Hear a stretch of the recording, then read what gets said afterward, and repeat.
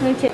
They are happy, but how can they be happy? That is exactly, that's one thing which even we never understand. As I told you, half of the people in India struggle for 2 square meals a day. But at the end of the day, they survive. And it's all about survival. It's more of a survival kind of a mode that we all are in. Yeah. So, it's completely an attitudinal... Yeah. They live at the present. Sorry? They live presently, just at the present, yes, not absolutely, in the future. Not at all. Because when you don't know where the next meal is coming from, how can you think about the future? Every child is given this trunk, like a suitcase, and kids can keep all their valuables, their books, their clothes in it. These are the school bags. Yeah, the government of India has given these school bags. Hello. This is the kitchen. Okay. And these are cook. Okay. Now these are the toilets. Okay. And we have the bathrooms here.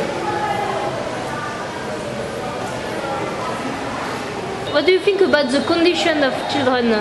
See, what happens is there are 2 groups. There is a people who are educated and all, they have access, and then those children are very privileged one. Again, the poor children, I don't see the children who are coming from say poor background. I think their family value them, because what happens is they also see them as an asset.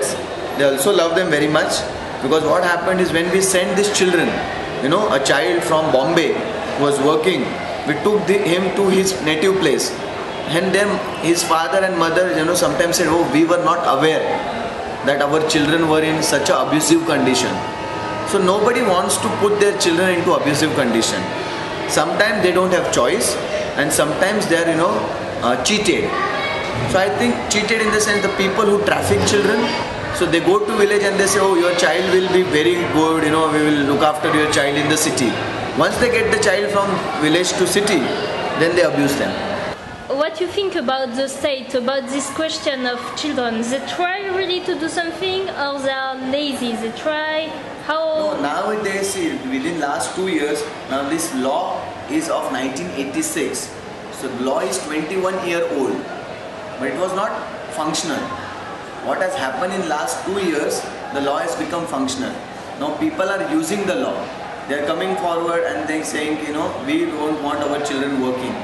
So even the states which I mentioned like Bihar, UP, Rajasthan, now the government is very active in getting their schools better.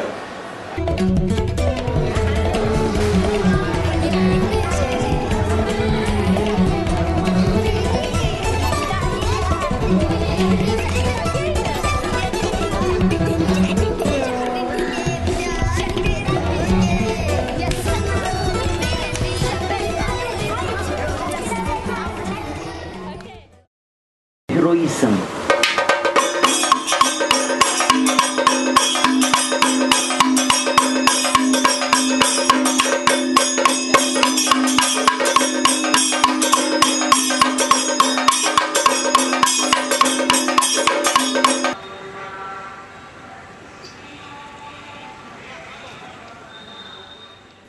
Du haut de ma fenêtre, j'observe ces hommes et ces femmes travailler dur, à la chaîne, sous un soleil de plomb.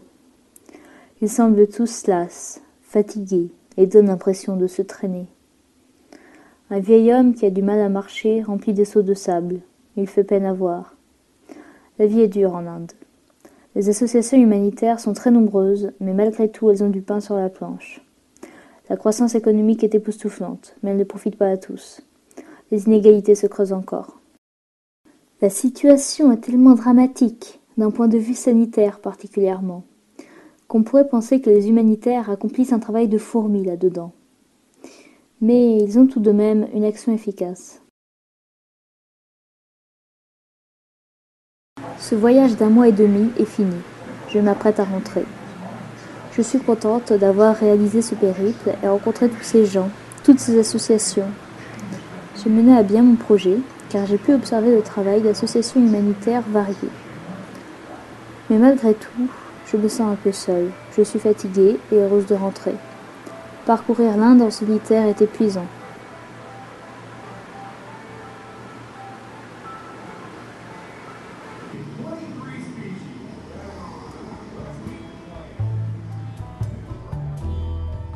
Par la fenêtre, je peux apercevoir une couturière qui travaille sans s'arrêter. Il est pourtant bien tard, minuit peut-être. Elle symbolise bien la dureté de la vie pour ces Indiens. Dureté du travail pour les hommes et dureté dans la vie quotidienne pour les femmes, surtout du fait des mentalités. À cela s'ajoute l'insupportable fourmillement permanent des villes surpeuplées. Malgré une forte croissance économique, l'Inde est encore bien loin d'être sortie du sous-développement.